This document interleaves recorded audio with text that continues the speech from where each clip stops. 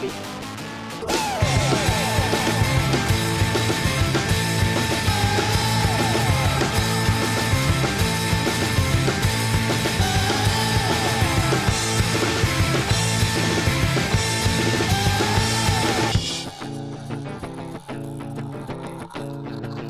Yeah, guys, thank you for coming to hang out on the podcast and just researching you guys a little bit. I know y'all have your hands full, man, just doing a lot around Birmingham and everything. And so we have Laura and Larry, but you go by Mud. Oh, yeah, everybody calls me Mud. Everybody calls you Mud. Mama called me Mud. Okay. Well, right out of the gate, how did you get that nickname?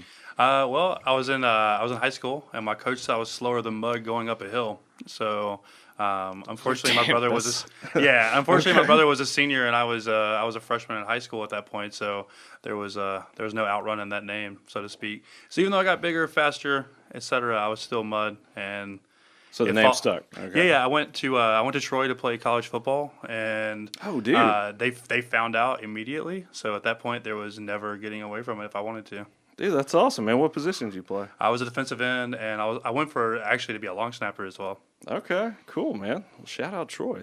That's awesome, man. Go Trojans. It's National Margarita Day at the time of this recording. You brought some awesome margaritas for us. Thank you. That's really good.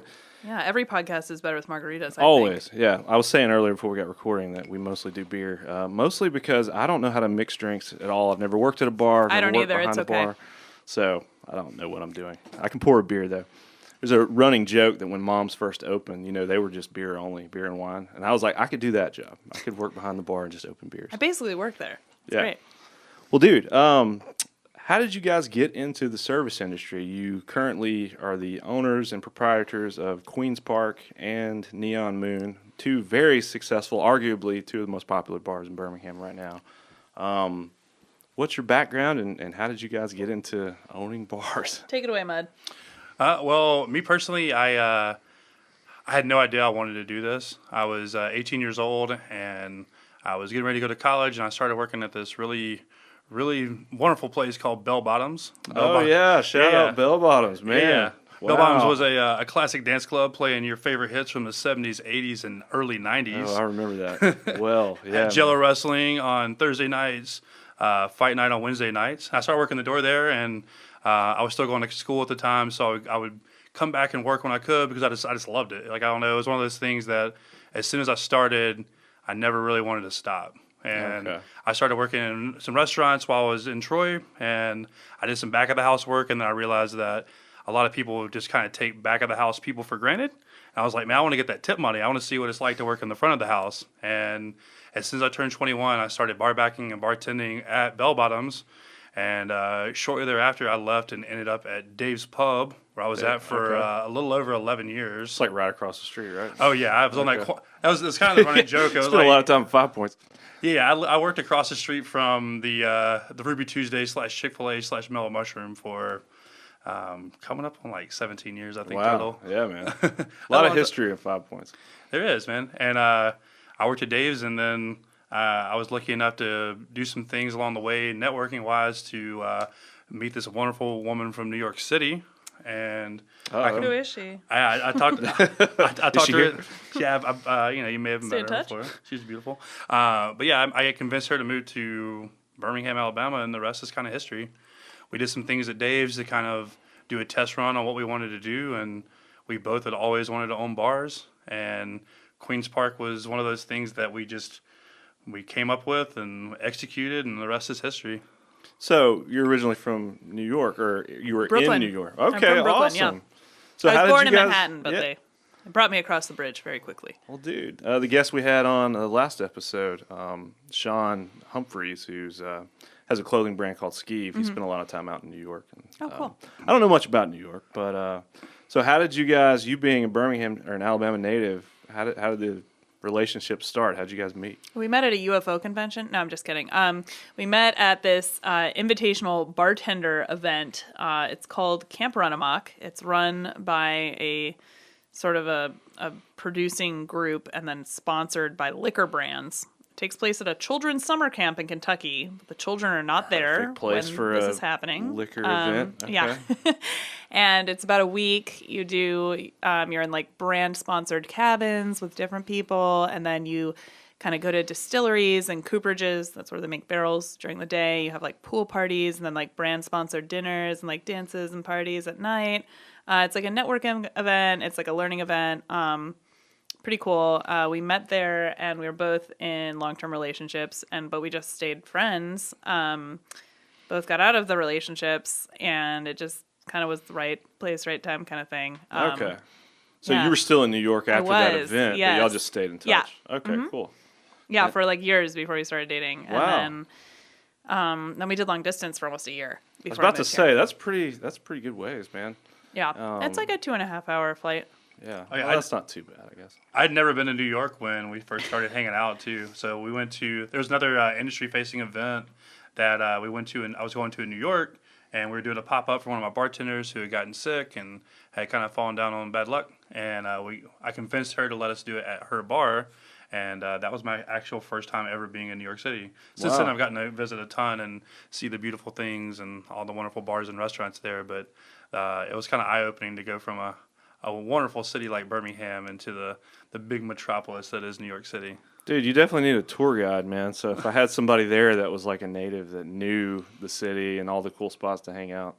I've only been there once, and we kind of did all the touristy things, Statue of Liberty, Times Square. Oh, you got to do them all at least once. Yeah, but man, it was intimidating. Just like I go to Atlanta and I'm intimidated. Just how big things are. I'm like Birmingham I'm is like intimidated the perfect by the size. highway in Atlanta. Yeah, so. We didn't drive at all. We just took taxis everywhere, and just doing the subway system was scary for me. You know what I mean? Like, I've gotten lost on there several times. I was like green line, blue line, and then all the different. I didn't know what to do or how to even. I don't know. It's embarrassing because you don't want to ask for help. You want to Yeah, you don't want to do it identify on your yourself. own. Yeah. Oh, this guy's from out of town. Where are you from? Where's that accent from? Well, you might also get robbed or something. So. Yeah. Oh yeah, it's weird because like the first time I went, I'm so happy to be in New York and my head's up and I'm He's like trying to talk to people. Yeah, I'm on like the looking subway. at people and trying to talk to people. I'm like, man, these people don't want to talk to me. It's kind of weird. And Laura's like, yeah, what are you doing? What's wrong with you? Stop! Don't talk to strangers. I was like, don't even make eye contact with them. Look down. Like stare at the ground. I don't know, you're making lots of eye contact. I'm like, I mean, why? Why would I not?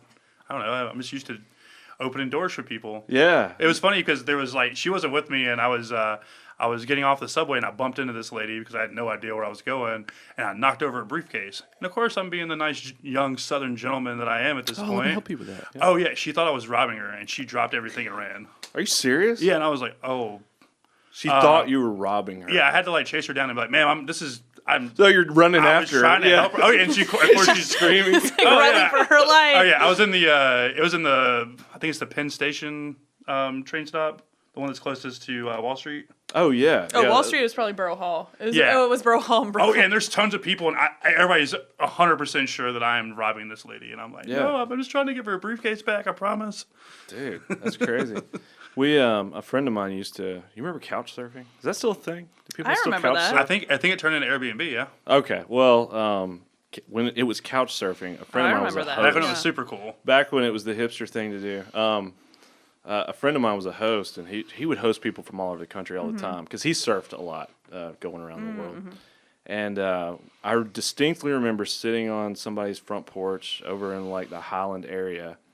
And somebody walked by and we all kind of waved, just like the typical thing. Yeah. And the dude that was crashing with us, who was from the West Coast, was just like, yeah, we don't do that. Like, you don't wave at strangers, It's still weird. People in our neighborhood do that to me. They're always like, hey. And I'm like, do I know that person? And he's always like, no, just wave at them. Yeah. Even when I'm driving, I sometimes, Yeah, like, if you people make eye wave. contact, it's like, hey, I don't so know. It's just weird. Southern culture, I guess. Oh, yeah. I think in general, I've kind of taken on the idea that I've always met everyone. Like, it's very seldom that I walk up to somebody, especially in our establishments, and I'm like, hey, it's nice to meet you. My name's Mud, or my name's Larry, whatever I'm going to come with. And it's because it's just so many times somebody's like, well, we've met before. We've already met. Dude, and is that not the worst Oh, feeling? yeah, you have that awkward back and forth. So now I just always assume I know everybody. Yeah. And then when they're like, no, it's nice to meet you. I'm like, oh, yeah, you too. I never have to worry about that awkwardity. I got the same approach, man. I just walk up to everyone like, hey, man, what's going on? Oh, yeah. Hard to beat, Oh, yeah. Well, either the first time or the 10th time. You can't There's nothing worse than being like, "Hey, how's it going? My name's Alex," and they're like, "Yeah, we've met before." I know you, Alex. You're like, "Oh God, Yeah, sorry." you're at mom's and you're drunk. And they're Yeah. like, oh man, Dude, what's your name again? Sorry. That's harsh. Yeah, that's always the weird thing. So I've learned to circumvent that, but it's assuming I know everybody, and especially being like my size, a lot of times I just like walk up and like start like like shaking people's hands or hugging people. They're just like, oh, okay, cool. You have a very dominant presence. You know, just being large. That's cool. So things got serious between you guys after the long-term relationships fizzled out that you had prior, and he was able to convince you to come to Alabama, other than you convincing him to go to New York. So. Well, I started visiting, and I really liked it down here. I was getting kind of tired of New York. I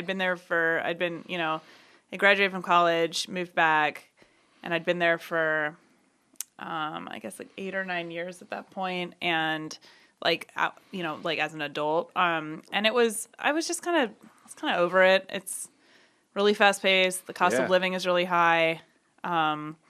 I'd been saving up money. I was living with my mom and working all the time to save money to open a bar that I wanted to eventually open. And it was like, I'd think I had a lot of money, and then I'd like look at like retail spaces, and I'd be like, I guess I'm going to live in my mom's basement until I'm 50. Like, let's go. Or just live above the bar. Yeah. Just live at the bar. I mean, you can't afford a building, though. Dude, I so can't imagine what real expensive. estate's like there. Were you trying to open one in Brooklyn? I wanted to open a bar in New York, and it just got to the point where I was like, okay, this is clearly not going to happen. So I started coming to Birmingham, and my kind of lease situation was ending. Mud was like, why don't you just move here, even if it's like temporary, and then we'll like travel to different cities, mostly in the South, and decide where we want to open a bar. And I was like, great idea, because like in New York, you really can't open a bar unless you have so much money that you can set it on fire for fun. Like, I can imagine. Yeah, so I came here, started visiting other cities, but also being here as a home base, and finally, not super long into it, we're kind of like, fuck it, like we're just gonna do it in Birmingham. You know, like I was like, I actually really like it here. I feel like the city is like ready for, for the concept we want to do. Because I was a little worried. I was like, maybe this is too like, I don't know, intense. Like Queens Park is a lot. Like it's a lot of drinks. But no, we just figured it was time, and I guess it was. That's awesome. Yeah, Katie was actually talking earlier about we did visit the Miracle on 24th. This year? Smashing success. Yes, we were yeah, there. it was a smashing we success. stood outside in the line for like an hour before we could get in. I'm so sorry. But we were blown away, man. The was decor, a lot, and you yeah. guys go all out. It's Well, insane. it's funny. We found pictures this year from our first year, and it was like our staff was roasting us over how Really? bad the decor was our first year. Like, I think, and people our first year were like, this is awesome. And it's just every year subsequently, we've done more and more. And the staff, like, I think it's kind of like a competition at this point. Like, we got outdo last year. Dude. And yeah, this year was wild, but especially compared to pictures of our first year, it was like, Oh man, I was walking out, and I usually am dressed in like Carhartt baggy pants and like a t-shirt and like a hoodie. Like I do not look like, not that there's like, I think there's just a stereotypical idea of like what the bar owner looks like and is acting like. And I'm like wearing a mask, and I was like, oh. And I was walking by the line. This lady's like, yeah, I heard they hired a professional decorating team and like an interior designer this year. And like these people were like, you're just hearing the gossip. it was like, it was okay. a Mean Girls, like all the shit they were saying. I was like, oh wow, okay. Like they were, they wouldn't say it in front of me as the bar owner, but in front of the like janitorial supervisor, they were happy to say it. And I was like, oh wow. If only they knew it was just a bunch of hot glue and just decor that we just pop up on the wall and hope for the best. But man, I was looking at it. I was like, even if they did, like, if you're just slapping stuff on the wall, like, still, how long did it take to It's get like 200 man hours total. That's crazy. Yeah. It shows. Thanks. We did a 24-hour flip again this past year. Yeah. 24 hours. Yeah. Yeah, we closed both of the Less both of than the bars. 24, honest. Well, 24 hour, yeah. We had a Friendsgiving at the end of it. So yeah, we were done we started at 9 in the morning and we finished at about 7 p.m. But we came the next day too, and we did some Yeah, more there were stuff. still some things that we had to do, but the hardest thing is getting all the stuff on the ceiling, because the biggest thing that we've noticed is that Got garland and lights and presents hanging down. You need to have, they're like, this is, I feel like there's like I feel like OSHA, if you're listening, turn it off. But it's basically like we have like 7 people on ladders just like moving throughout the space. making me Jumping very ladders, anxious. no big deal. I Swinging from the You ceiling. said it, not me. But it gets kind of wild. But yeah, it's like the staff is just like each person has like a bunch of shit on the top of their ladder, and they're just like jumping around the space because it's really the only way to do it. I'm considering just pulling all the furniture out and getting one of those lifts at this point. Yeah. That'd make it a little faster, Yeah. I guess. But now, when you guys, do you just unleash the staff? And you're like, here, where do you get all the decor that you guys are putting up? So we've Just hit all the Dollar accumulated Trees? it over 4 years. Okay. It's like a lot of different places. Walmart is really good, like especially in January, they have a lot of sales. So y'all start prepping in January for the next year. Oh, this is a year-long affair. Yeah, we have So- people already asking to do buyouts for next Christmas. We have stuff like booked already for next year. Whoa, Yeah, really? I think this past year we started actually like figuring out exactly what we wanted to charge and what the expected goals are going to be and what buyouts were going to be in August or September, and we had to already do it because This people year, in January were like, yeah. we want to make sure that we get the date that we really want. Yeah, So it's when really you say wild. buyout, people rent the Like whole the whole space. space, yeah, because Okay. we don't do reservation. Like in general, we don't really do them. It's just not. The space is so small that you can't have. I think a lot of people don't understand what goes into a reservation system. Like, I have friends from college that I still hang out with that'll be like, "Oh yeah, I had a reservation, but it's fine. We just don't have to show up." And I'm like, "Cancel it right now." Because there's nothing worse than holding a table. Because that's the thing. And then the Even if people they don't show up, even if they do show up, you have to hold it. Like if it's a big table, sometimes it's like an hour or more, and it's not. It just doesn't. If you're busy anyways, it's like It's not the most efficient. it's not way. cost efficient. I've Cost realized efficient, that people prefer being able to do it, and if we were a larger space, it would totally be possible. But we really have to, be cognizant of the fact that we have maybe 1,000 square feet for our guests to be in, and in order for us to continue to be open and pay our rent and pay our employees' health insurance and stuff, like we have to be continuously full. We can't just Yeah. like keep a table empty for an hour. I think that's understandable, especially for a popular place, Like, just wait in line like everybody else. Or just go like Or get there early. Get there, I don't yeah. know. Just don't go if you like. People be like, "Is it going to be busy at 10 o'clock on a Saturday?" And it's like, Yes. yeah, it's going to be really As busy. soon as they open. Yeah, I don't know. It's like Sunday at 9 is a great time.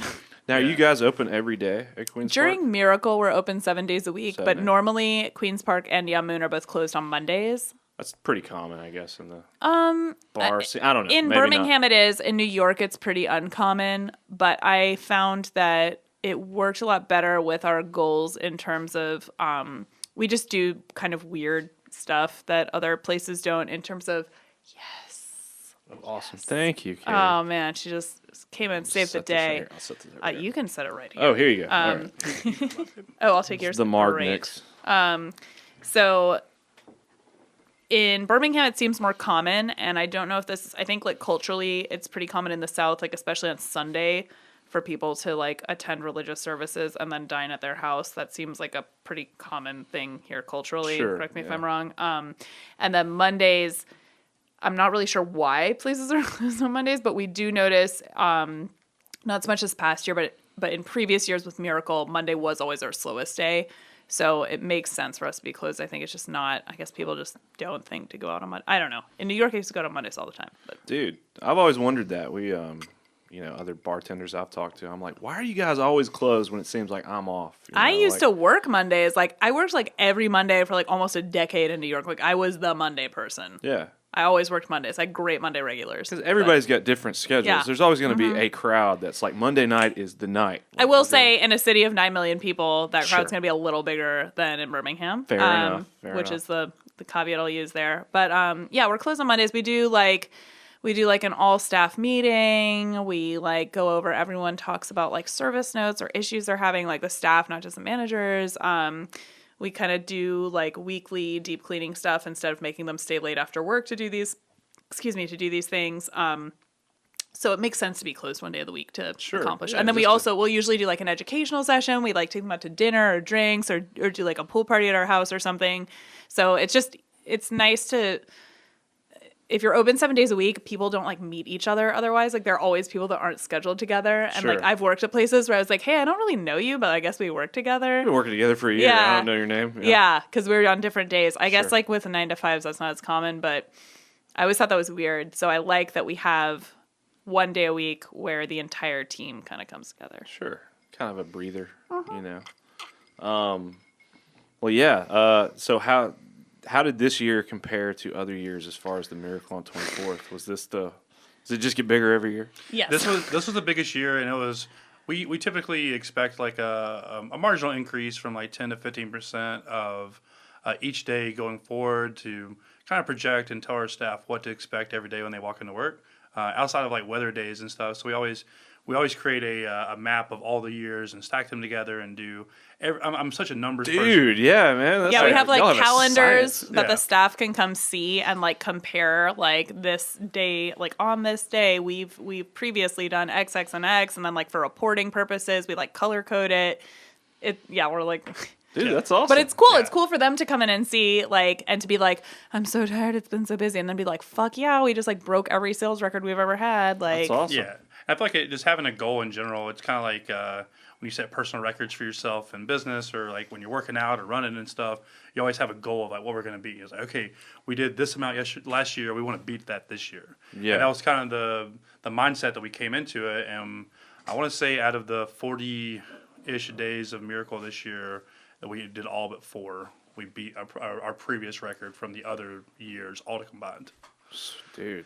Yeah, so it was a little bit bigger of an increase, but this coming year we're trying to figure out the best way to make more people happy. Yeah. And obviously to do more business and get more of our staff more shifts and things of that nature, and grow as much as we can. So we're trying to figure out how to get a bigger space.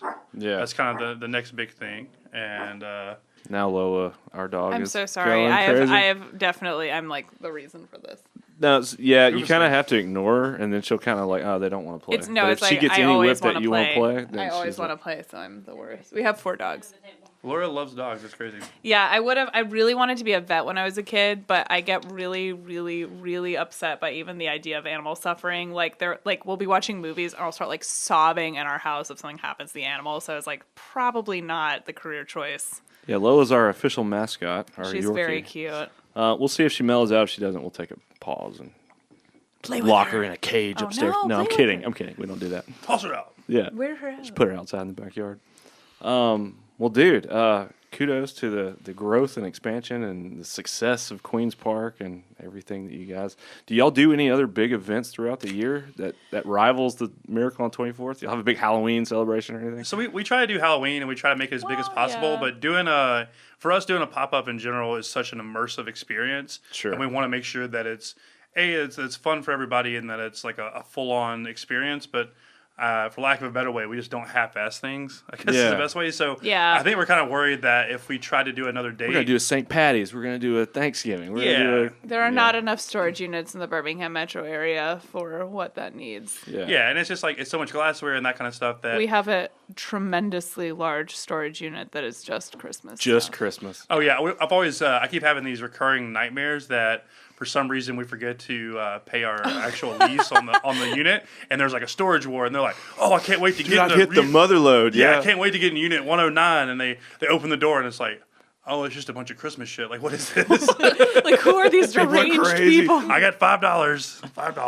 Dude, yeah, because from the glassware to just Yeah. everything, man, you guys like It's had a all the whole little thing. details. Oh It yeah, was but so cool. all that stuff's hidden just in case somebody gets in there and they have to like crawl through all that stuff. We Yeah. put a lot of stuff in the middle of the floor, and For anybody that's thinking about robbing the storage Oh, yeah. unit of Christmas gear. yeah, it's definitely at the worst place it could possibly be at. You'd never find it, but I think the other thing that we were talking about doing this year is there's another version of the Christmas Yes. pop up, Okay. and that's called Sippin' Santa. Sippin' Santa's So it's Surf Sippin' Shack. Santa. Yeah, it's Sippin' Santa Surf Shack, and instead of it being as much like cocktail focused and 4 cocktail bars, Sippin' Santa is more of a dive bar version and a little bit of tiki. Which is awesome because Hey, I love tiki, man. That's awesome. Yeah. Yeah, Oh, that'd be cool. and we already have this we like happen to own a divey bar. yeah, and so in Neon Moon this coming year, we're planning on launching Sippin' Santa, which was one of our original ideas pre-pandemic, and that kind of shelved the opening of Neon Moon, and everything kind of got pushed back a lot farther Yeah. than we expected. And that's why we have like a 20-foot palapa, like a tiki bar covering in our basement that we can't use yet. But next year, we're going to put Next the year's palapa the year, up, and babe. we're Awesome. going to tiki it up. So that's gonna go on Neon Moon. Okay. Yes. And that old double barrel. That's cool. Yeah. It's cool too because it's like I love the idea. I worked for this group in New York for 8 years where the guy owned at one point like 15 bars and restaurants and half of them were within like 5 blocks of each other. And it was super cool because I'd be working at one of the bars and people would come in and I'd be like, cool, like what's on tap for the rest of your night? Like I kind of some stock questions I would ask people and they'd be like, oh, I'm going here. And like 90% of them would be places that this guy owned. And I was like, oh, okay. Like you're cool. It's like all your money is just shut up and take my money. Cool. He's hitting all the different genres. I like the idea of it's like car dealerships, I guess. Like I like the idea of keeping all of our stuff really close by, but having really different offerings. So it's cool. Like you go to for everybody. You go to Miracle, you got like the more sit down experience, and then you go to Sip and Santa and you get more the dive tiki experience. So it's cool. And then, not Christmas time. It's like Queen's Park for cocktails, Neon Moon for like light up dance floor country karaoke. Yeah, man. Which we will get into all that. That's awesome. So what year did Queen's Park open? How long have you guys been doing it? So we opened into Miracle, which I would never recommend to anyone ever if you value your sanity and loved ones, in 2018. And then Queen's Park officially opened in 2019. So we opened November 2018 as Miracle on 24th Street, which is at Queen's Park. And then we shut down for a week in January and then reopened as Queen's Park in 2019. So what was the reasoning behind doing that? Well, it's like every bar we expected to open 6 months earlier than we did. And it was like, all right, we're just opening into Miracle. Like, roll tide, let's go. And we just, made it work. Okay. Well, cool. It was really so it's intense. just relatively new then. You guys have only been there a few years. Wow. Yeah, so we're in the midst of year 4 now, right? 19, 20, 21, 22. Yeah, we're in the midst of year 4. Yeah, we third anniversary would have just happened. Yeah. Yeah, it was funny because we'd already signed up for Miracle and we'd already signed all the paperwork and all this stuff because we were sure that we were going to be able to open about at least 3, if not closer to 4 or 5 months September prior to or August of 2018. Yeah, we're actually at this bartender event in San Diego, and we were talking to this guy, and he kind of seemed kind of weird. We were at this. It was a barber shop pop up that they were doing cocktails at, and we were like, haircuts. it was already a weird. Yeah, it was a weird. People were getting our haircut, and we're just hanging out drinking drinks around them. We've already signed the lease for Queen's Park. We're in San Diego while our team is building out the bar, and there's this guy who's he's wearing a kind of a button up like I am, like a short sleeve button up, and then a boat hat and these tinted sunglasses. And he kind of in retrospect, it's he definitely came up to us, but we start talking to him. And he doesn't seem like he's in the industry at all. He's just I make cocktails at my cabin in the woods where I live in upstate New York. And we're like, okay. And we're talking to this guy and but he's really interesting. I feel like some people might have been okay, you're fucking weird. But I'm like, no, this is awesome. We're weird. And so we're talking to him. All this great conversation for hours, so interesting. And then all of a sudden he's like, well, I have to get going, but by the way, my name is Greg. I own this thing called Cocktail Kingdom you might have heard of. And Bud and I are like Cocktail Kingdom is the number 1 purveyor of barware. They make this incredible barware. It's maybe not number 1 by volume, but it's considered top tier level. All my stuff is Cocktail Kingdom. And it's what we use at the bars. And he's like, yeah, I own Cocktail Kingdom. I do this thing every year. It's a weird little Christmas thing, and I think you guys would be perfect for it. Here's my card. Shoot my assistant an email. And we were like, oh, so that was him actually vetting us for this thing. Okay, crafty. So in the bar world, he's a huge deal, and we just had no okay. idea. And that's a big thing. I always tell my staff, I'm you have no idea who you're talking to. Not that you should ever be a dick to anyone, but you should always treat everyone sure, yeah. Who you might be some huge person that's about to present me with this incredible opportunity, because first of all, you should just treat people that way always. But it's if we'd been okay, bye, yeah, weirdo. Yeah, person who lives in the nice woods hat. and talks about cocktails, we would never have done Miracle, which is the reason we can do weird stuff the rest of the year. And yeah, so we're super grateful to Greg. He's just been super supportive of us, as small business owners. He's given us price breaks on things that we normally shouldn't get price breaks on. He's just really, really cool about supporting us and being you guys, you're so young. I wish someone had, supported me like this when I was young. So that's awesome. Well, he believes in what you guys are doing and stuff, so that's really cool. Yeah, super cool. We really want him to come down. He's never been to the bar, even though he's such a big influence on it. Now, when you first came to Alabama, and you guys started kicking around ideas. Were there any other bars in the Southeast or around here that kind of you drew inspiration from, or in general, maybe back home, any bars you were like, this is awesome, I want to do this? Well, Queen's Park, I mean, we're named after both a cocktail. We're named after a cocktail that was named after a bar in Trinidad in Port of Spain. Okay. It was like a fancy hotel. I don't know if you've been, like, when I travel, which I'm really fortunate to get to do a lot for work. I try to go to, like, I love hotel bars. Like, I think they're super cool. Like, not necessarily like a Motel 6 bar, but like fancy hotel bars I think are so cool. And this is what this was. It was like super grand. It was like palm trees and tropical, but also like crystal chandeliers and marble. So I feel like that really influenced kind of the vibe for us. And then hotel bars a lot of the time, not so much nowadays, but back in the day, like in the 20s, 19 teens, like golden age of cocktails, they were locations where you could get like really good classics. It wasn't just like, you know, these are Miranda. A friend of ours does beverage for a hotel group. It wasn't just like Miranda's drinks. It was like, you know, classic cocktails here. So that I think that definitely inspired us. It unfortunately closed in 2006. I want to Really? say, Oh, yeah, bummer. but it was open like starting in the late 1800s. So it had a Wow. really good run. Yeah. Dude, that's awesome.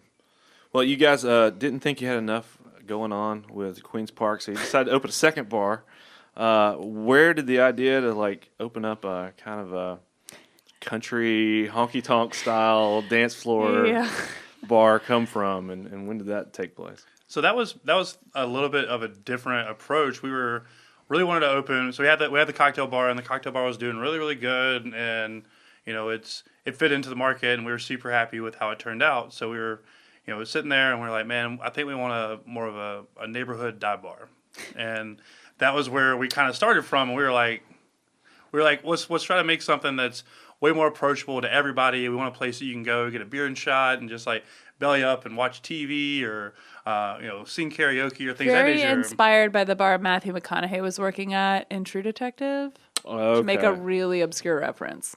Yeah, Gotcha. and it was like we wanted something that was going to be way more approachable to everybody, because we knew that if we opened up a bar next to Queen's Park, it couldn't be a cocktail bar, and we had to have something that was completely Wouldn't different. Steal from one bar. Yeah. And so we started tossing around names, and we came up with the idea of Neon Moon, which Was has, the song playing when it happened? Absolutely not. My attorney has told me man. to. My attorney has advised us to tell you that we were in no way inspired at all by any published songs, and we've never listened to those songs. Oh, you don't even and know what song I'm talking I about. have no idea what I you're don't talking know about. Brooks or actually. Dunn. Oh, Yeah, okay. I've never All heard right. that in Never my met life. them. Fair enough. Yeah, so we were like, man, I think Neon Moon's a really cool name for a bar, and we started thinking about branding. Y'all and were we just started- looking through your telescope. And Yeah, we were just stargazing. Sure. And so when we were opening Queen's Park, we really loved neon signs, and we found a really good neon sign purveyor. And so we started thinking about the neon signs and what the lighting was going to look like. But just in general, like successful bars or bars that are fun for us to go to are always places that have really good music, really good lighting. And that was the first thing that was coming up. Was like, man, I think we need a gigantic moon. And then everything else just kind of came together. And I was like, man, at Bell Bottoms, I love the light up dance floor. And obviously, Okay. I didn't want to build it the same way, and I didn't want to copy it. But I was like, I think we need something that's going to set us apart from everybody else, and something that you can see from the street. And so we started looking around, and we shopped up the idea of what is a dance floor. And Laura figured out how to source this from a guy here in the States through China. Wow. And Have you guys been to the club and seen their? that's dance floor? super Sure. fancy. Wasn't that the one I've heard? Maybe you could put this to rest. I've heard old urban legend that the club is located on Red Mountain in Birmingham. If you're not familiar with Birmingham, they're like a private club, country club type deal. But anyways, they have a light up dance floor, and I've heard that very dance floor was the inspiration for Saturday Night Fever. 100%. Okay, so that's true. Yeah, they actually shot part of the movie inside of the club. Oh wow. Okay. Yeah, Cool. it wasn't cool. all done on the dance floor, but that had a lot to do with the final scenes in Saturday Night Fever. Sweet. Okay. Sweet. Okay. So, anyways, you guys, you know you want that, but how do you go about getting a light up dance floor? Well, Yes. I think it's also what Mud's not really also saying is that Queen's Park is very much if we had to make Sophie's choice, Queen's Park is my bar and Neon Moon is his bar. And he was very, very nice cool. in opening my bar for me first. But the whole goal was that each of us had at least one bar that was kind of like our vision. And so Queen's Park was built. It made more sense for the space. Like we wanted to start with something less like Yeah, so it's kind of a narrow space. It just worked. You're not going to have a dance floor in there, I wouldn't think. And I think it just made, like, I can't imagine Queen's Park in the Neon Moon space. I simply can't. So, anyways, he was so nice, and he put so much time and effort into, like, achieving my vision. So I was like, all right, babe, it's time for you. So Neon Moon was kind of it was cool because I do all our interior design as well as our graphic design. And Queen's Park was just, I would ask Mud for his opinion, but it was really like my vision and like my baby. But Neon Moon, it was like, okay, what's your vision? Like, I'm going to execute it. So it was cool having him like as a client for interior design and graphic design and menu design and, cocktail design. Dude, that's awesome. You guys are like a power couple. That's awesome. Yeah. So we really don't shop stuff out. Like we do pretty much everything in house. And so with Neon, it was just kind of like Mud being like, I was like, all right, like, what do you want? He was like, dance floor. I was like, okay, great. I'm going to figure it out. So, just figure it out. Yeah. Yeah. Usually I source a lot of our stuff directly from China, actually. Like I have these contacts at Chinese factories that I've made over the years. And they're great. We have this one woman, Icy. I'm obsessed with her. She's obsessed with me, actually. She thinks my name is Larry. It's a really long story, but she thinks I'm him, and she sends me like really flirty messages. But then I send her stuff that it's like meant to be like women supporting women. But if you think it's like, but it's like from a woman, it's like supported, but from like a man, it's like really flirty kind of. Like thanks, Icy. Like I can always count on you. Like, and it's like, hey, whatever works, man. Yeah, I guess. But I always forget, and then I'm like, oh, she thinks I'm like a dude, and then she sends me like little emojis and like hearts and stuff. I'm like, all right, Icy, we're just working together, power couple. But for the dance floor, I actually went through a middleman, just because it's like like I can talk all about like widths of like cardboard and paper for coasters, but like a dance floor is like technically just kind of above it's got to be grade. Like. So we went with you gotta be able to stomp all over it. And not break. Exactly. You know what I mean? Like I didn't know like how it worked. Anyway, so I found a guy who works basically as a middleman communicating with a Chinese factory to get custom dance floors brought in. So worked with him, but this was in the middle of COVID, so it was like, okay, we have to wait because no one can work in the factory because of like COVID protocol. And then it was like, okay, well, we have to ship it to the United States. Like this is going to be such a mess getting it here. So it took us like a year to get. And I had to like pass. It took like just like 2 or 3 months in customs in the U.S. Like it was just such a wild process. I will hopefully never do that again. So they packed your dance floor up and put it in boxes and put it on a boat and mailed it to you.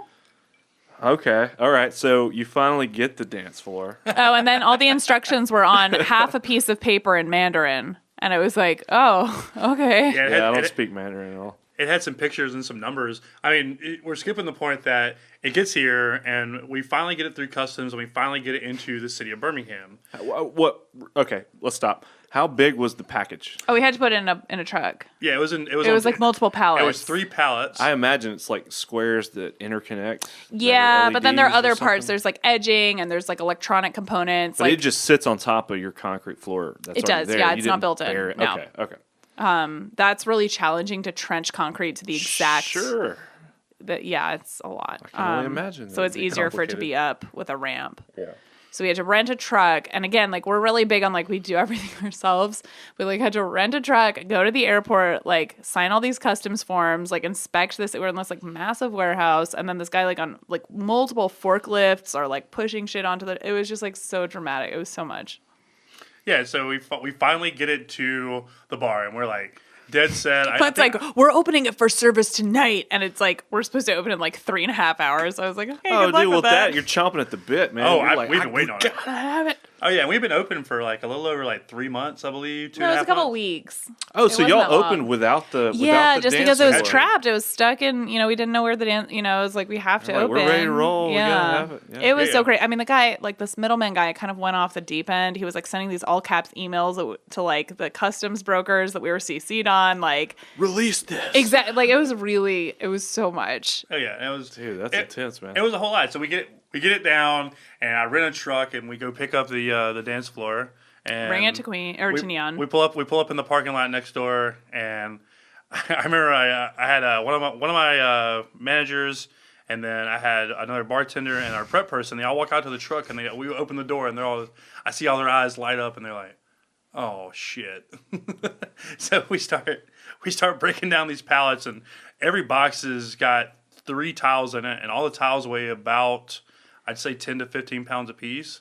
And so we finally get it out broken down and inside of the bar at probably around like 2:30, and we're supposed to open at 4.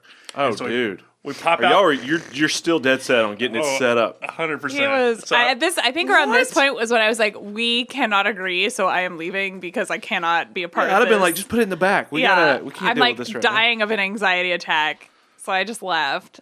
And then Yeah, I don't even know what happened because I left. So That's I funny, call man. one of my buddies who's done a bunch of breaking down, and he's done like The Price is Right live and all these crazy things. Like I've been overseas. staging and stuff. Yeah. His Yeah. name's Michael, and he's a wonderful friend of mine and a Like wonderful a friend of the full-on bar. grip. Yeah. And he comes in, he looks at it, and he goes, Bro. he's like, "Mom, I'm gonna be that guy that's gonna go ahead and just break it to you. This isn't happening today." And I was like, "Oh, okay." He's like, "But we get through the weekend. You've already been open for a little bit. Let's go ahead and get through the weekend. On Monday, we're gonna put this thing together." Monday. And I think it took us. We got there at about 10 o'clock in the morning. I think we got done. It was a whole day. Yeah, it was about 7 o'clock p.m. that we got through with a ton of help, and would never have been able to figure this out without him. Yeah. Now, does it just plug into the wall? How do you light this thing up? It does actually just plug it. It's not hardwired. Like it's a plug-in thing. It's actually multiple plugs though because Okay, because it's you different can't. pieces. Well, it's multiple pieces. A fun thing that you learn about that you don't really. I'm gonna see go with, buy a dance floor. Well, fun thing with you also learn about like major commercial restaurant equipment is most outlets can only handle a certain amount of electrical draw on them. Sure. So, for example, I can't run 2 commercial induction burners off of a standard outlet. You can only run one off of a standard outlet because it's Pulls too usually many 60. amps or Yeah, whatever. Yeah. So same thing with the dance floor. It has to run off of two separate plugs. 2 separate circuits. Yeah. Okay. Yeah. So the funny thing is that it all runs off of individual cells that all go in one line, and so you set up a line, and they all hook together through XLR cords. Oh, Because okay. Yeah. theoretically- That's like DMX or DM. Yeah. What is it? There's like a name for it. Like LED lights and staging lights. They all run on Oh, XLR yeah. cabling. Yeah, so it has XLRs because theoretically you're supposed to be able to plug it into a speaker. Yeah. And it reacts. It reacts to the sound. sound. Oh, Yeah. wow. Okay. Does it And do that? It does do It's that. set up to do that. Yeah. Oh, you can set it up to do it, but the problem is that the amount of people that are on top of it, It during a busy fucks time. up the sound recognition. When people are stomping on it, Stomping. so Yeah. it reacts to that just as much. So Yeah. it doesn't stay It's uniform really when you chaotic. do it. Yeah. If there's no one in the space and we turn it on the sound version, it's It looks beautiful. cool, yeah. Oh yeah, it's great. But once you get busy, you just can't actually use it. So it's kind of like, well, if you guys want to stand around the dance floor and watch it move, we can do that. But if not, then it's kind of a useless function. But yeah, the maintenance on it has been not near as hard as I thought. We were really worried that if we didn't Oh, seal dude. it If correctly, somebody spills a drink on it or It's not that bad. You just pick up the tile. You can actually just pull them out and then like clean them and clean underneath and then kind of pop it back in. It's more complicated than that, but ostensibly that's. But it's pretty durable. You haven't broken it. Yeah. We've had some heels break them. That's what okay. classes, Yeah. A lot of boots in Neon. A lot of dude. boots. A lot of boots. Yeah. a crazy A lot of amount boot scooting It's going not on. even boots, Yeah. it's high heels. that High are heels, the- okay. Yeah, it's a lot of pressure in one point. That's like a cowboy boot, not so bad. But yeah, it's like things I never thought I would like learn or be good at. Like we're really big. Again, like we save so much money doing this, but it's like, okay, we're gonna learn life skills and just like figure these things out.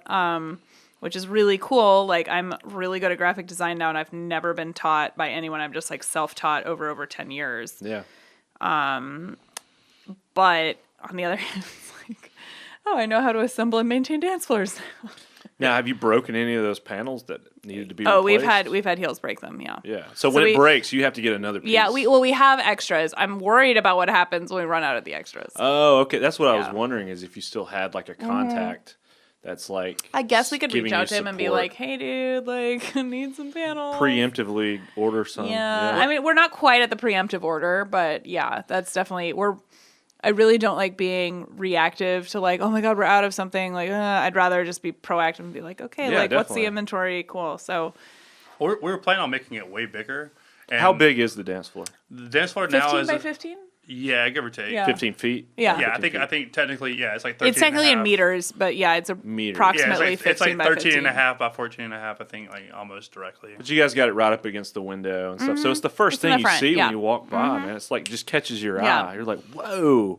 Does anybody else in town besides the club have a dance floor? Not that I'm aware of. Not that lights up. Or anywhere? And I don't anywhere? even mean this. Nanofunks has one. Oh, they do?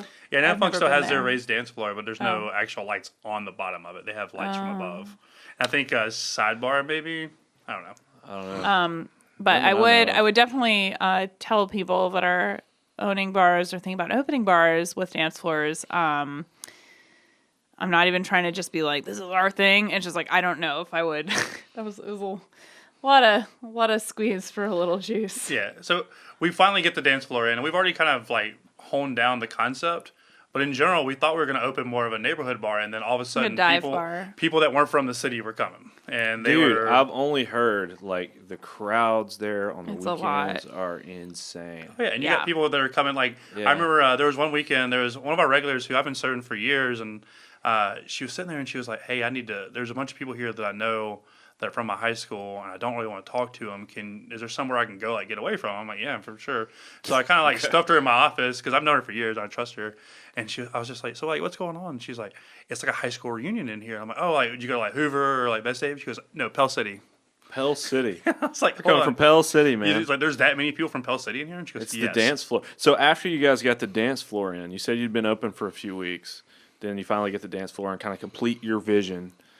What changed? Did the crowds change once the dance floor was in? Oh yeah, the crowds changed immediately. Like, Immediately. We're getting lots of people from outside Dance the city. floors, baby. Yeah, we're getting lots of people from outside the city, but then it was like, okay, like all the Tuscaloosa kids started coming. Yeah, and it's then like, it's a dance The kids club. from St. Clair County started coming, and then it just started overtaking the bar. And a lot of people that live inside the city were like, oh, there's too many people in here. Sure, yeah, so, man. Pros and cons. A lot of people that live in the neighborhood come on slower times and come earlier in the day before the crowds get there. But like, But for all intents and purposes, like at least on the weekends, I own a nightclub. Yeah. Yeah, and just in general, we were like, okay, we're gonna play 90s country earlier in the night, and as the night progresses, we'll start playing more like top 40 and R&B and things of that nature, and start playing some things that are easier to dance to.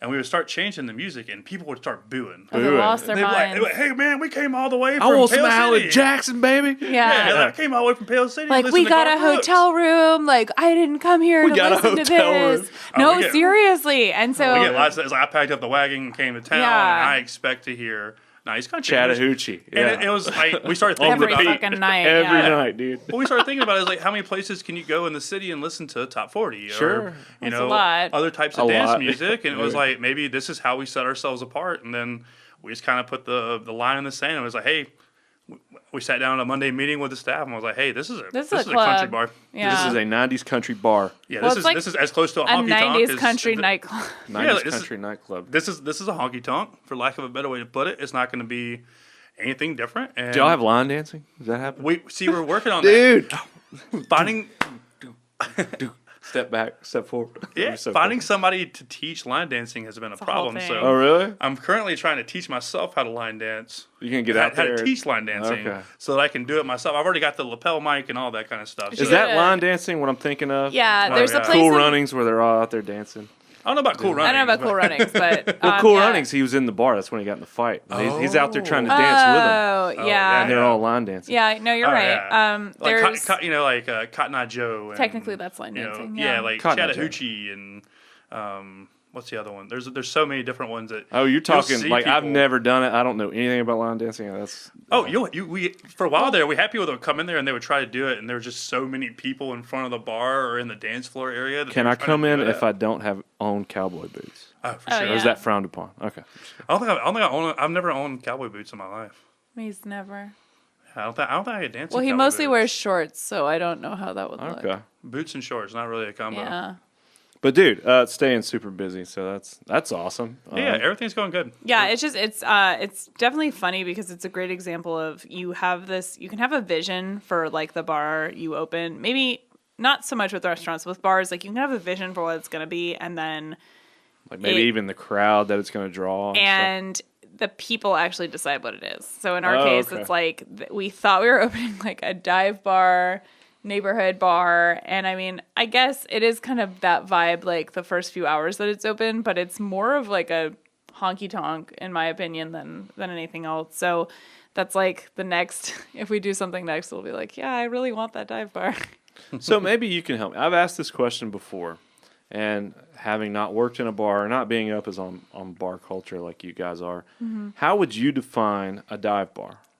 What is a dive bar? A dive bar, it doesn't have cocktails. Okay, all right. So my favorite bar in the world is it's right by my mom's house. It's a dive bar. Because I hear that term thrown out all the time. Oh, this is a dive bar. Yeah. And I've even asked people who work in bars, own bars, hey, what is a dive bar? And that answer kind of eludes me, you know? Yeah. To me, like I'm basically just saying what this bar by my mom's house is like. It doesn't have cocktails. It's like beers Simple. and spirits, maybe 1 and 1. So 1 and 1, if you don't work in the restaurant industry or know what that is, it's like base spirit plus like a mixer. So like Jack and a Coke. vodka cranberry, a Jack and Coke, a vodka soda. Sure.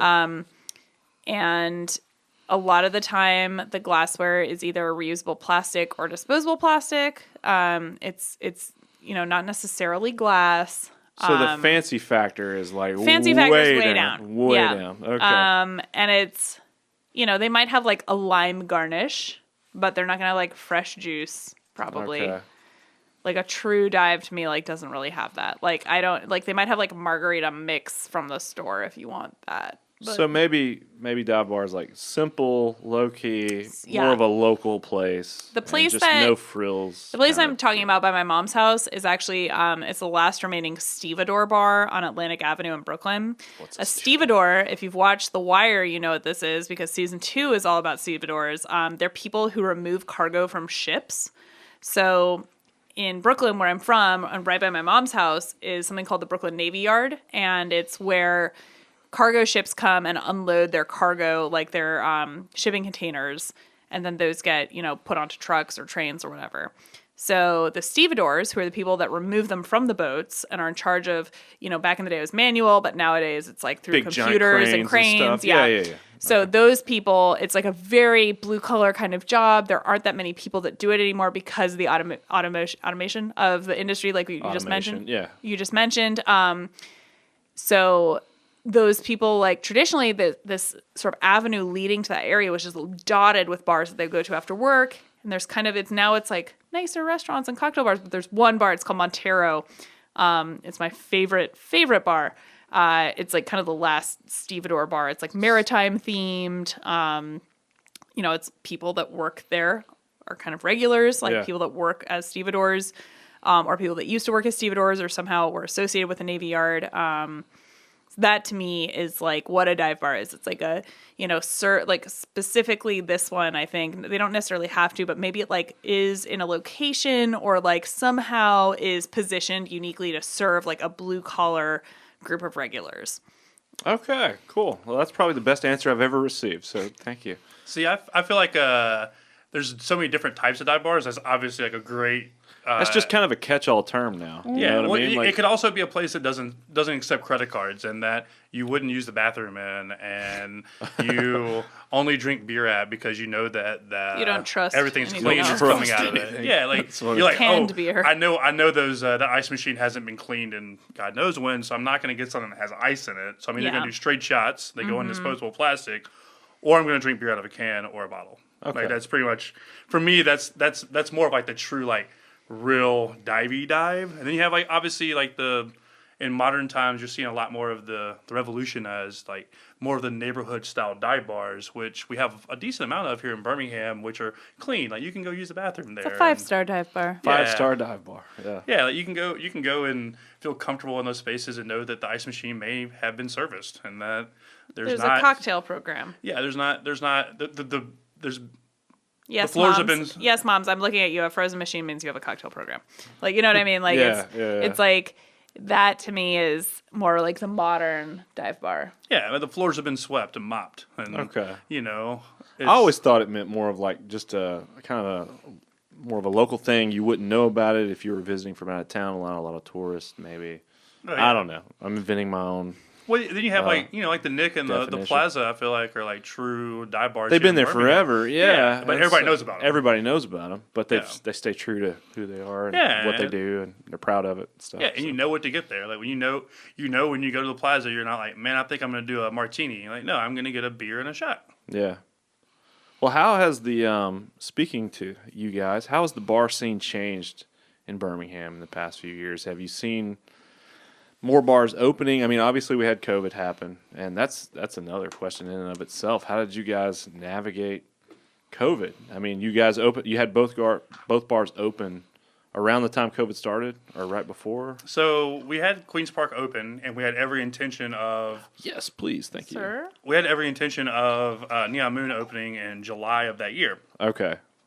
and we already signed our lease. And as soon as it started, we were like, hey, I know we signed this lease, and I know we had agreed on doing this work, but maybe this is not the right time for us to do this. Is there any way that we could? Our landlord at Neon is a fucking man, by the way, who's great. Yeah, he Oh, was so super is that when they started shutting stuff down? Yeah, and Yeah. he was super cool because we were like, you know, you're he's like, like, "We just yeah, signed and the he was, you know, usually it's like they'll give you kind of a grace period before you start paying rent, and I was Sure. just like, hey, so this thing happened. You see what's going on in the world around us, right? You know, with everything that's going on, and he was like super, super cool about extending our like lease and our not pay period until we could, you know, figure out what was it. Because, you know, he was like, I don't want you to have to not open the bar here. Sure, You know, like yeah. I like you guys as tenants. You have a track record of establishing successful bars.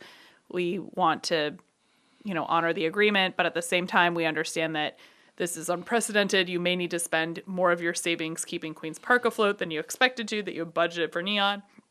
Overall, just great guy. Huge fan. Dude, that's awesome. Super, super lucky.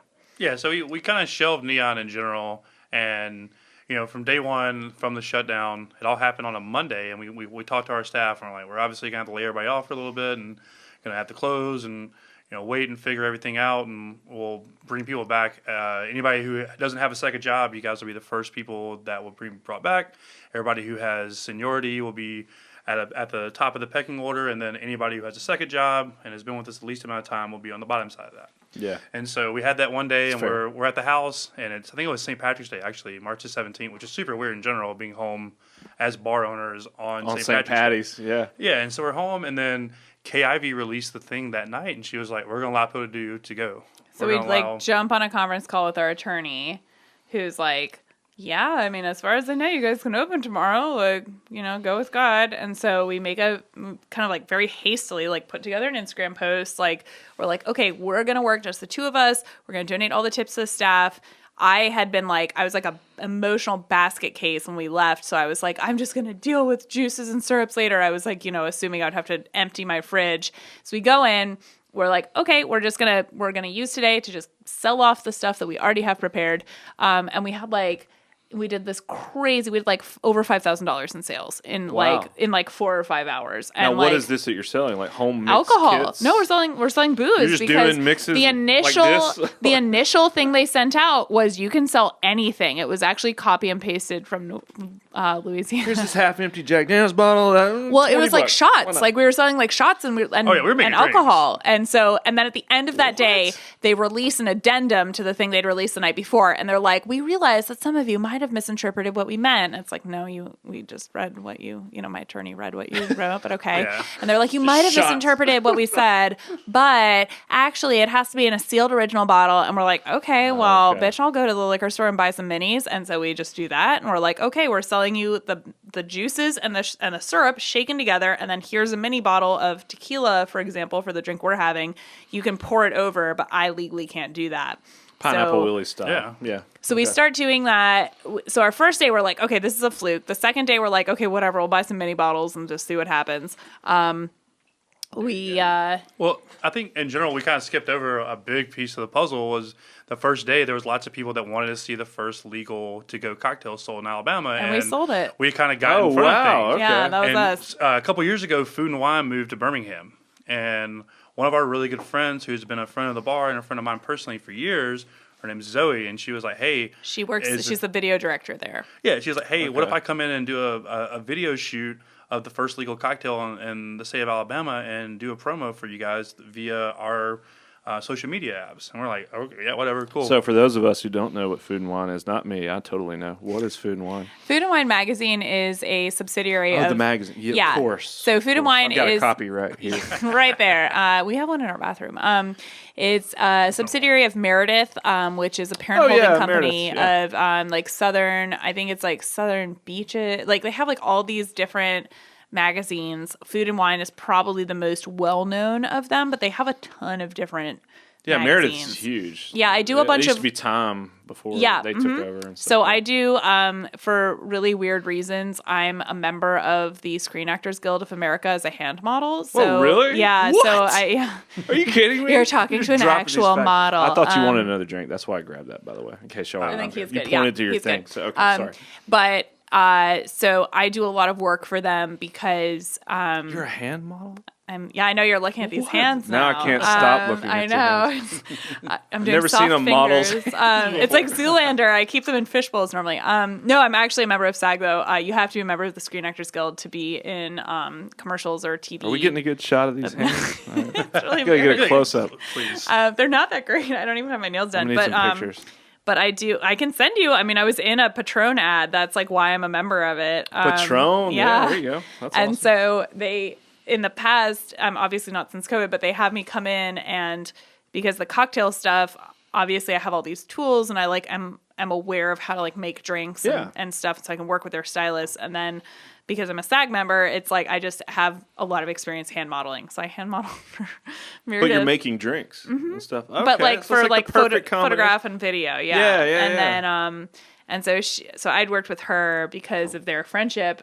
That's how I knew her, and I did my work with Meredith. And then they came in and we were like unwashed and really stressed out, and like it's a really funny video of us just being like, I gotta check that out. That's awesome. Oh yeah, it was the first to-go cocktail in Alabama. You guys did that. There were several, like, a lot of people that I wasn't expecting showed up because of that. Like, oh, we just super wanna see random what it was people like. that remember that guy that was like, I'll have a shot of like Maker's Mark. So what are people doing? They're just pulling up like They were just pulling. I mean, we like made a drive-through post, style? yeah, and we It's didn't like, really know what we were doing. So it right. was like we eventually got a system in place, but this is like day one. Literally, nobody else was doing anything. We just like are such a small business that doesn't rely on like we don't have a graphic designer, we don't have like an owner we have to run stuff by because I'm the principal investor. So it's just like, all right, let's fucking go, like.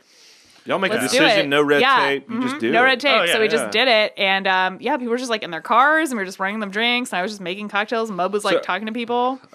Oh yeah, Are they yeah. driving off or are they just Yeah. parking? Um, and y'all just both, doing like both. all the above? I mean, it was like Sonic style. Yeah. Oh, I'll take another. Yeah. Yeah. thanks. Well, it was sometimes super we'd have weird. people like be like, okay, and they'd like take off like a few minutes later. They'd be like, okay, like I Take need another another- to-go they're cocktail. driving. crazy. I have no idea what they're doing. I assume they're being responsible and legal. Yeah, you're not bound to- complying by legal rules, and they were pulling over and All they were the having an rules of alcohol.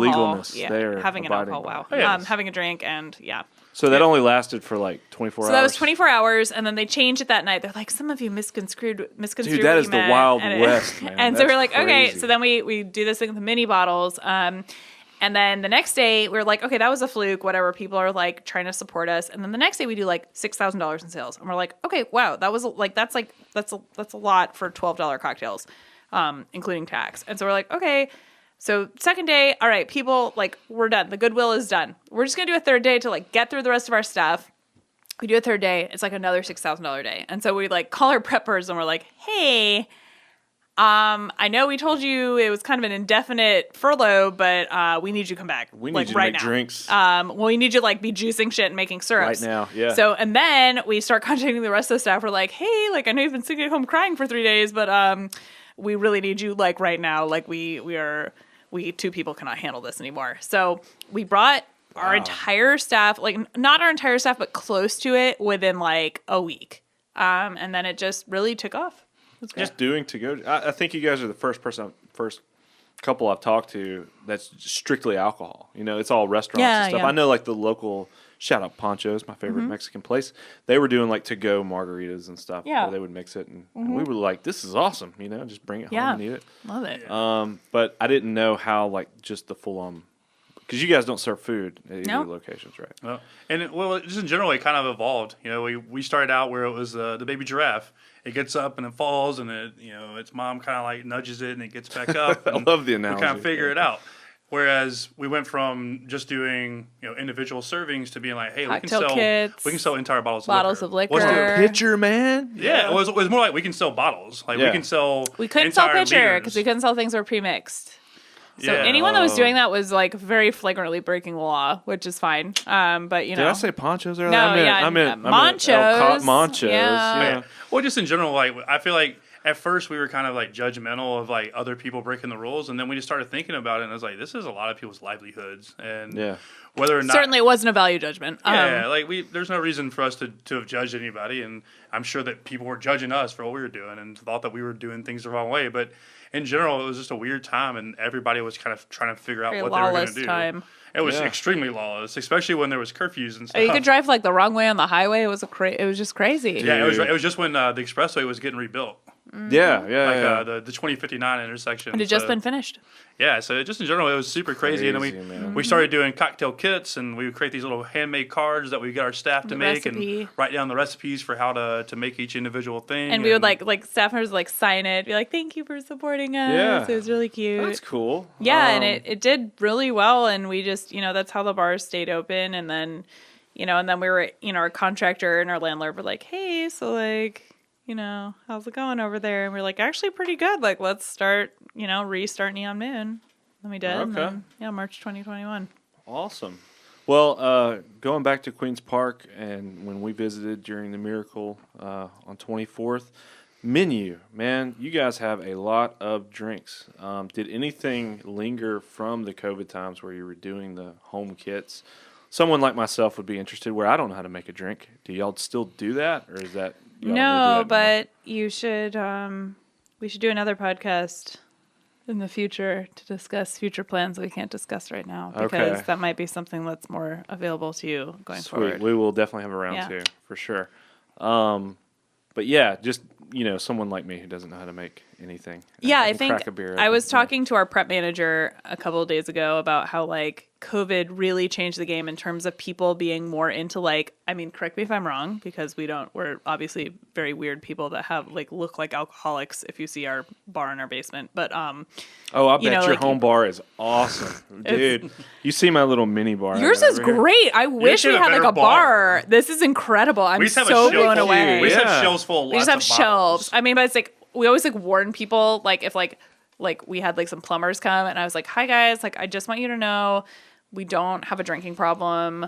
I just want you to know this." I own a bar. I work And they at a were bar. there, and they're like, "Haha!" And then they walked down. They're like, "Oh shit! You were not kidding." I was like, "Yeah, I wasn't joking We're not at all." raging alcoholics, yeah. But I think, correct me if I'm wrong, but since COVID, you probably learned a lot about bartending at home. You probably entertained at home more. Yeah. You probably made your own drinks at home a lot more. And I think that as much as people are like, COVID is over, it's totally nothing, we're back to normal. I feel like that's a profound cultural shift that's going to continue, is that people, I feel are more empowered and more interested in dining at home and drinking at home. So for us, we had such incredible success with our kits. People still ask us daily about the kits. And I think, I think there's something to be said for that. I think Yeah. that's not a market that's going away anytime soon. Yeah, me, I want to elevate my hosting game. Yeah. We've got the little. I mean, like your said, house the is little incredible. bar. I mean, Yeah. this is so nice. But I when would love to hang out here. But having someone like you, I was like, man, I really wish I knew how to make a cocktail, or at least had better glassware. Just This the is little great. things. This is a beautiful glass. I Well, love it. Well, thank you. But yeah, I just wanting to elevate my game a little bit. Learning from someone like you guys who know how to make 1,000 drinks. That would just be super cool. Well, I think to that was have that and some kind of I can just flip open and make Yeah. Laura's famous Yeah, no, Manhattan yeah, I or love- whatever. yeah.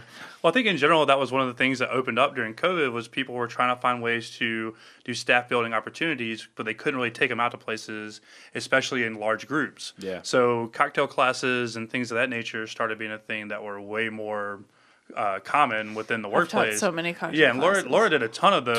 Dude, I mean, I can't imagine. there's so many bad things that happened during the pandemic that we obviously don't even need to go through. But there's so many good things that also happen from the evolution of a lot of different things within the service industry. Like we had a drive-through baby shower one week, and like all the cars my just God, kind it of was lined so up, and they were much. separate from each other. And then It the was person up front amazing. paid for all their cocktails. And then they their would, kids. and then the pregnant lady, the pregnant daughter sat in this like throne, and then like everyone like gave presents to her and like surrounded her in a mountain of presents, and then they would drive past after like chatting with her and giving their present, and then we would give them. They had like a choice of a couple different drinks to go. Oh, that's so rad. It was super cool. That's so cool. It was a regular at both of our bars who asked us if we could do it, and we were initially like had to like call our attorney. We were like, "Can we do this?" And he was kind of like, "Well, like." You have a really laid back attorney. I love our Sounds attorney. like he's just like, I think you're fine. You know, Very, Lots very, of, very fear and loathing. dude, Yeah, we've been just watching a lot of God, what is the show? Arrested Development. The attorney. Don't watch that. Yeah. Anyways, beg for forgiveness. Yeah, but we did. It was great. I mean, we just did so much crazy shit, and some of it stuck though. I mean, I did a cocktail class like last week or the week before, right? Yeah, I think COVID just forced everyone to get more creative. You know what I mean? And I think that's great. I think there was a lot of room in this industry for that creativity, for spreading out a little more, and I love the Thinking of idea new of I love the idea of like doing virtual classes for people, which I'm still doing, and they're super fun, or doing like the kits, which people got so into them, and I know why, because it's like, even if I'm like, if we have friends over and I'm like, we'll make some cocktails at home, I'm like, this is such a fucking mess. I hate everything. Yeah. Like, it's so much work. I'm like, everything was I would pre-measured- go buy a cocktail kit. Like, I don't want to deal with this. And it's so nice to have it be like, okay, here's a bag with your garnish. Here are like quart containers of, you know, in this case, like lime juice, strawberry syrup, like a bottle of tequila. Like, here's a card saying how much you put in. Like, I think that's great. dude, it's I really love it. cool. Yeah. Well, I know you teach a lot of classes, and you recently taught a master class. I did. Ooh. And yeah. you won some award in 2018. I did. What was that award? It was by. It was the American Barback of the Year. No, I'm just kidding. It was I won Diageo World Class. World Class. Okay. Which is this. It's kind of like the Olympics of bartending. That's the easiest way to explain intense. it. It's a Okay. It's like 60 countries compete. No They big have deal. regional finals, and then they are regional competitions and national competition. Then there's a global competition. I came in second globally, but I had pneumonia, so I feel good about that. I'd like to think I would have done better. Second But I on didn't the have planet pneumonia. Earth with pneumonia. I mean, yeah, I was not like bad, hospitalized afterwards. I mean, you know. So I feel like that's pretty good.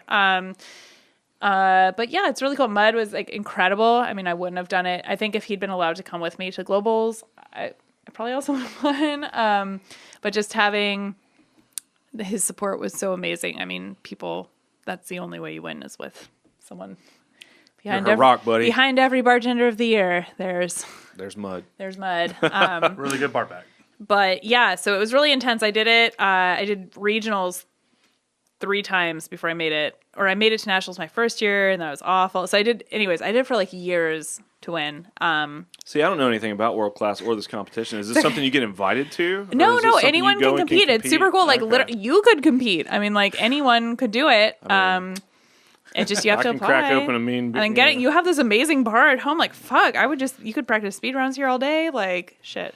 But flipping. yeah, well, no flipping. It's not a flair competition. It's but there are a lot of different parts. There's like a speed round. There'll be like a food pairing round where there'll be like, you know, the night before they'll be like, here's a dish, taste it, like make a drink that That would pairs fit with well. this. Yeah, there's like a lightning round where it'll be like, okay, like I want and you'll like draw cards. It's like I want like a julep that is bitter with a base of tequila. Go, and like you have 2 minutes to like come up with a drink, stuff No like way. that. So regionals, it's like 3 challenges like that. Nationals, it's 5 challenges, and then globals is like a million fucking challenges. So it was cool. The globals for my year were in Berlin.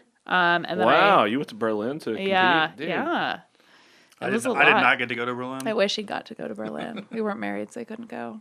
You're not scared? I don't know. I got on this thing where it's like, you know, coming from someone who's never made drinks, especially fancy drinks in fancy. It's really easy to places. make fancy drinks. It's I don't easier know, than man. you think. there's this guy on YouTube, and I can't think of his name, Mm-hmm. but he basically has a GoPro. I don't know how he's wearing a GoPro nonchalantly while he's making drinks, but he's working at like a Oh, really really? high-end, fast-paced What's this guy's cocktail name? bar. I don't know.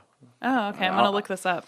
But that's all his content is just like, okay, I had an order for like 4 drinks that just came in. Now I got to make them real quick. Yeah, And it's I've like always a thought about 7 or doing 8 that, minute yeah. video of him making these Yeah. drinks and getting them out there on time. And the bar's packed. Yeah. And people are wanting orders, and they're all just like giving you the Yeah. stare. You know what I Oh, mean? the Like, stare, come to yeah. me.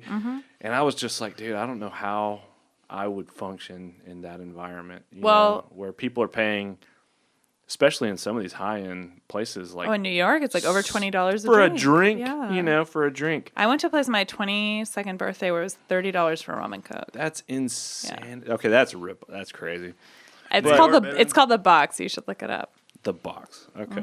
Yeah, it's in a bunch of songs, right? Roddy Rich. Yeah, Roddy Rich sings about it. But It's just cool. the pressure of like being able to maintain your cool and get people's drinks in a timely manner and, I think and do it right and not screw it up. because- So the biggest thing, and this sounds really zen, but it's really like thinking about it makes you anxious, right? Like thinking like seeing people like the idea of people looking at you and being like, oh shit, like I have 'Cause to you gotta hurry. be cool and you gotta yeah, but like I have conversate and to you hurry, and I have gotta all be- these people. That's called like being in the weeds, where you're like, oh fuck, like I'm like so like slammed, like oh my god. But really, the zen answer is when you recognize that you're in the weeds and you recognize you can't go any faster. That's when you're fucking cool. yeah. Because you can't go any faster. Like there are times where I'm like bartending, I'm literally like I won the speed round at World Class Globals. I'm like I am literally like the fastest bartender on the planet, like demonstrated. I can't go any faster. I'm Yeah, that's always wild. intimidated when I see people that can make drinks like really fast, but still get them correct, and just having like the vast knowledge of all the different drinks that people could ask for. You know what I mean? Like when you have a full service bar, I don't know, maybe I'm just intimidated by what's going on. Oh shit. Okay. Do you wanna? Well, the other one's recording, so we'll just kind of wrap it. Okay. Yeah, just let it keep going. Sorry, technical great. difficulties. But I'm always like intimidated by like, yeah, just the amount of drinks that there could be made and that people could ask for, and then your ability to be able to like, oh, you want a rum and Coke? Oh, you want this? Or you want that? Or the drinks that don't really necessarily name the items that are in the drink. They're just, Right. I want a cosmopolitan. Yeah. Or I want a porn Cocktails. star or whatever. You I know? should have told you ahead of time. There's actually a YouTube video of me doing the winning speed round. It was like 11 drinks in like 3 minutes or something. 11 drinks in 3 minutes. It's something kind of ludicrous. There was a lot of anxiety and adrenaline Dude. fueling that. But yeah, there's a YouTube video of me doing it, and it's like, That's crazy. Have you ever been in a real life experience where you've had to make drinks that fast? Working oh yeah, in bars. yeah. No pressure. No big deal. You can just handle that. You just do it enough. I don't know. Yeah. Okay. I mean, I always I feel like I didn't really answer this question. But it's like when I was I knew I wanted to bartend. My parents knew I wanted to bartend. Is that you or your dog playing with my feet? I'm really it's probably into my this. dog. Okay. Yeah, it's not me. No, my feet are I on was this like, side. I'm so sorry. He's playing with I'm- my feet. I don't know. I'm absolutely not doing it. That's low. My parents had really good friends who owned this incredible restaurant. It's called Bistro. It was in Brooklyn Heights where I grew up. And it was like between my parents' house and my school. And so my parents were like, it was like their best friends. And so they would drop me and my brother off at this restaurant on the way to like parent teacher conferences and like shit they had to do this. It was like a private school and they had to like go there all the time. And so Helen and Jim, the owners, like loved us. And we're super close. We do like Thanksgiving at each other's houses, whatever. Yeah. So they put us in the PDR, which is restaurant slang for the private dining room, like where you would, if you have a Sure. private event, Yeah, yeah, yeah. 15 people, Close it dinner off, kind of yeah. thing. And so my parents would come back and my brother would be in the PDR and he'd be like finishing his homework. And like mine would be like my backpack would be there and maybe some shit would be out of it, but it would be like the chair was pulled out, maybe like, oh my God, where's Laura? And I would be behind the bar. I would have talked my way into behind the bar. Like I'd convince the bartender to let me bartend. And so I'd be like on an upside down milk crate and I'd have a little like apron rolled up. And So I'd you've be been like, doing this I'd be like polishing forever. glassware. I'd be like lighting cigarettes. I'd be like sliding beers down the bar. Like I just What? like love this shit since I was a kid. I did for a year after college. I did a desk job. I worked for a tequila producer and I was like an executive assistant, the office manager and the bar manager there. But I realized that all I wanted to do was bartend. Dude. So if you've been doing it, literally this, like in college, I had a bar in my room. obviously when I was 21. Oh yeah, I mean, who didn't? But there was like a menu. I bet yours was like good. Yeah. Oh no, there was a fucking menu. A menu? Like there were like Dude, that's so bottles, and I extra. had like lighting, and there was like a bar, like shelving. Like of everybody a in the bar. dorm was like, "Let's go to Laura's It place." wasn't everyone, but it was like a lot of people would come in, Yeah, and you dude. could order from the menu. And I had, it was like there were prices, and it was pretty much a break even. So it'd be like $4 or $5 for a drink just to cover the cost of like getting alcohol and stuff. Yeah. But I like ran a bar in college, and then I worked at the bar in college once I was like old enough and allowed to work at the bar, and then. Yeah, so it's like if you've been doing this your entire life and you've been making these drinks in the same recipe forever, Yeah.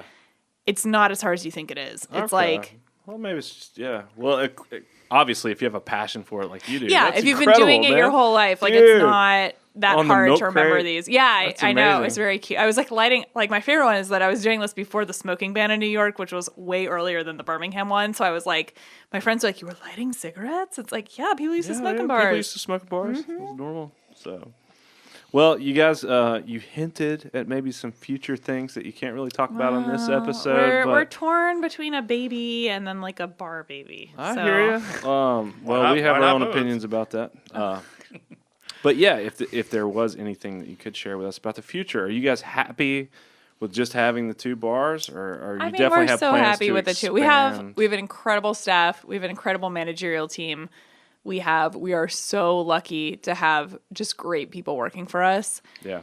and they make it easy for us to own 2 bars. That being said, these people are super competent, and we would love to, elevate people within the company and, open another thing if possible. But that being Tiki said, bar. it's Do a tiki bar. That would be so cool.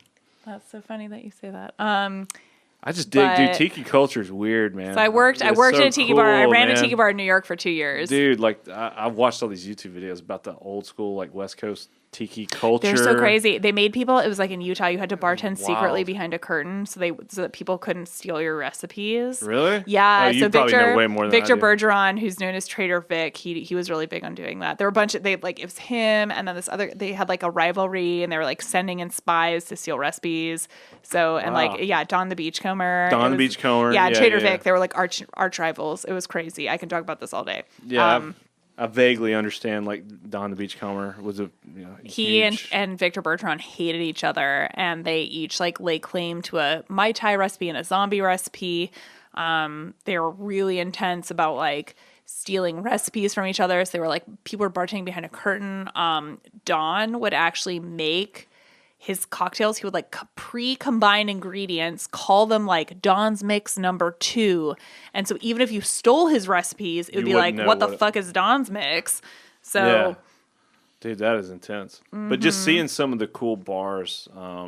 what's You your know, favorite tiki bar? There was ones that I've never been to like a full blown tiki bar. Like, So what's the bar you want to go to? There was one that had like an indoor. A swimming pool? It was With like a boat? pool with a boat. It had like an island. It's called the Tonga Room. It's in Okay, San the Francisco. Tonga Room. Yeah, see, it's in the Fairmont talking to you Hotel. guys, that's crazy. I place go is there. There's a guy that at least right up until COVID worked there. I don't know if he's still there, but he worked in New York, and he used to always like save a seat for me. And so Yeah, dude, I want to go see sneak one. in. And like the music, like Yeah, I'll pull up like Tiki music on like Spotify. Yeah. It's like something out of a James Bond movie or something. you Yeah, know? no, totally. So I don't know. I geek out on that stuff. No, I'll and give you a it's list after really this cool. of some of our faves. Sweet. Well, dude, I wish you guys all the best going forward, and hopefully we can get you back on for round 2 to kind hope of learn so. more about Yeah. what you have Talk going more on in detail once Birmingham. we And can. for anybody that's listening, if they wanted to visit any of these places that we've talked about, how can they find you guys online? So the best thing would probably just be our websites or Instagrams, which are all based off Everybody's the on same Instagram, thing. Yeah, yeah. everyone's on Instagram.